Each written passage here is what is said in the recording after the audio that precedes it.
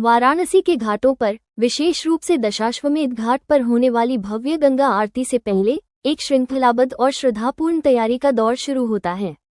जैसे ही सूरज ढलने लगता है, परंपरागत वस्त्रों, गेरुए या सफेद धोती कुर्ता में सजे पुजारी पूजा स्थल की तैयारियों में जुट जाते हैं। पीतल के दीपक, अगरबत्तियां, शंख, फूल और पूजा की थालियां ऊंचे मंचों पर सावधानीपूर्वक सजाई जाती हैं। स्वयंसेवक और स्थानीय कर्मचारी पूरे क्षेत्र की सफाई करते हैं, ध्वनि प्रणाली, साउंड सिस्टम की व्यवस्था करते हैं और भीड़ को व्यवस्थित करते हैं। श्रद्धालु और पर्यटक घाटों पर या गंगा की नावों में एकत्र होने लगते हैं, इस दिव्य अनुष्ठान को देखने के लिए उत्सुकता से प्रतीक्षा करते हैं।